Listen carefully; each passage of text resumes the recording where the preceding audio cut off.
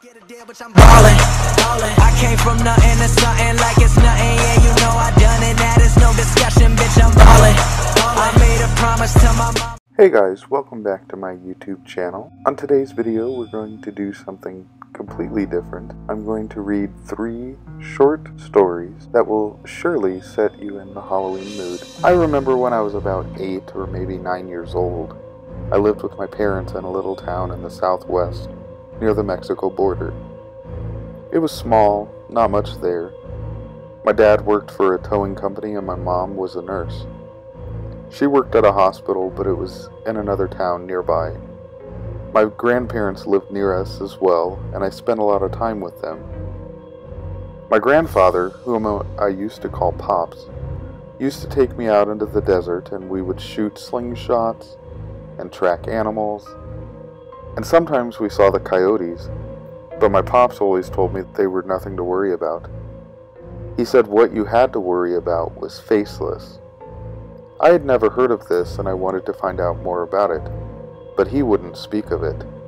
He only said that we had to be in the house by dark and never venture out into the barrens alone after the sun went down. I didn't tell Pops, but I had heard about faceless. I had heard plenty about it at school. We were going to try to get some rabbits one time to make tacos and rabbit jerky, and we were out in the barrens near where the houses stopped and the desert began. We came across something Pops wouldn't let me see. He kept telling me, "Go back." I thought it was a pile of kids' clothes, but I found out it was something worse. Before he could stop me, I pushed forward to get a look and saw that it was a little boy, maybe my age, but I knew he was dead. And I also saw that his face was gone, skinned away, like we did the rabbits.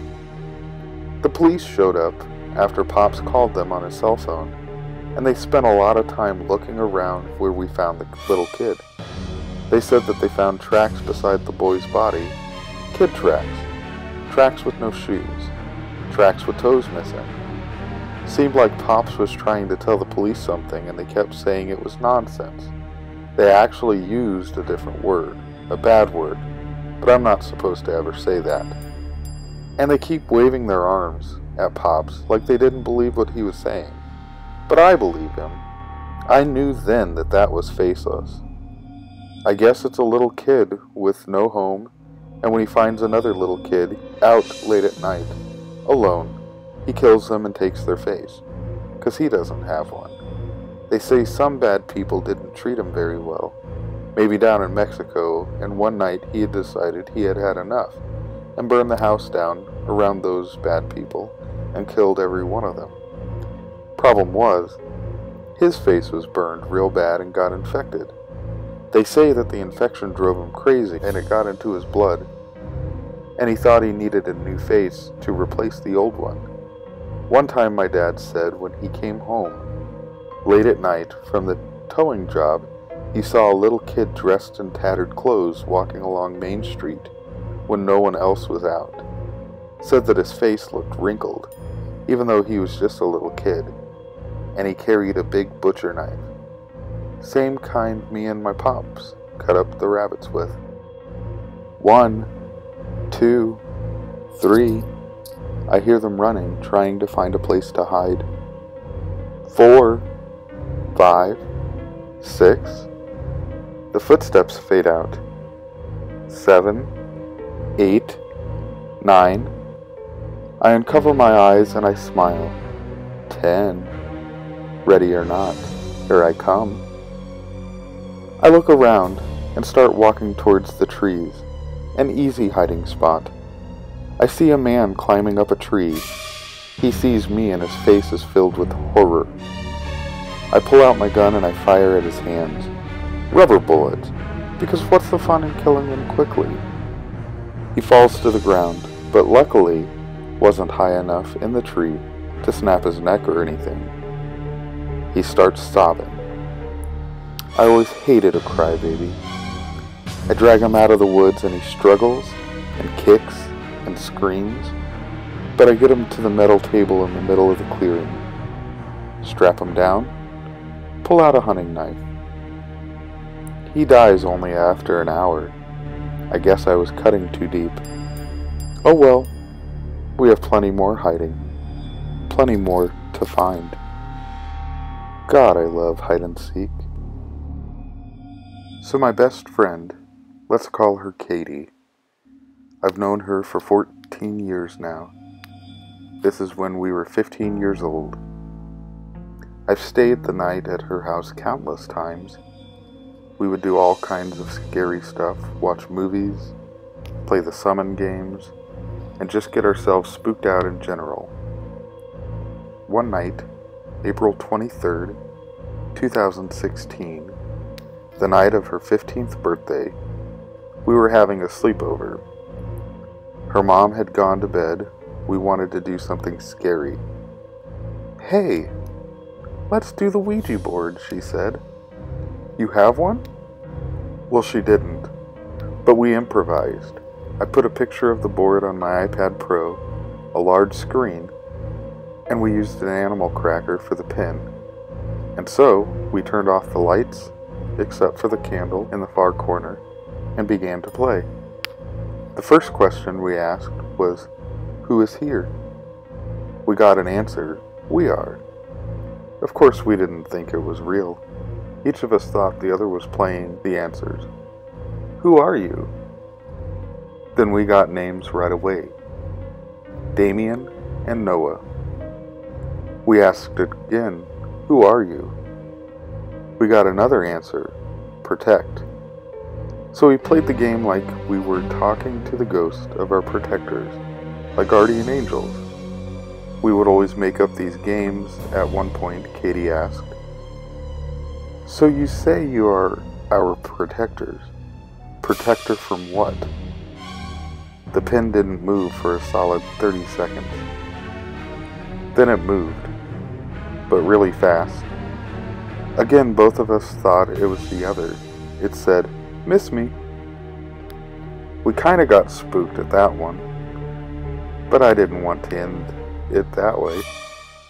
Like Mary in the Sherlock Holmes series. Mary, Mary, are you here? I mocked. We laughed. We asked another question.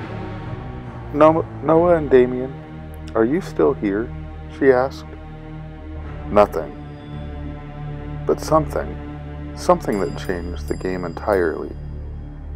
The pin began to move.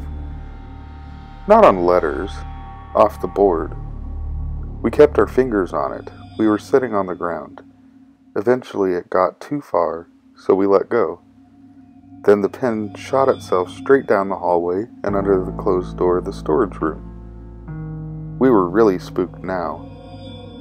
So we got another cracker and said goodbye and ended it. Look, the window's open, she had told me. The wind probably pushed it. I agreed and we closed the window and fell asleep on the living room floor.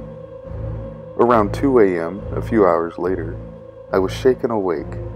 Katie was shaking me, saying she was cold and was too frightened to go down the hallway and turn the heater on. So I got up and went into the kitchen to get a flashlight, because I was honestly spooked as well. But not too much. Then I noticed it was colder in the kitchen. I looked over to see the sliding glass door wide open to the backyard. It was pitch black and I couldn't see a thing. I went over to Katie and told her, I closed that, I swear I did. We decided to close it, but of course, being the scared teen girls we were, we both grabbed a baseball bat. The two she always had in her living room. We headed over and looked outside. Look, she said. She pointed down to the ground. There was an animal cracker, the head broken off. It's nothing, Katie. We probably just dropped it, I said as I closed the door. After that, we couldn't go to sleep, so we decided to play our favorite game, Truth or Dare. A bad choice. I'll get to the point now. I was dared to go into the storage room, so I took a flashlight, called her a wuss, and went down the hallway. Slowly I opened the door, nothing out of the normal. I turned the flashlight off and turned the room light on.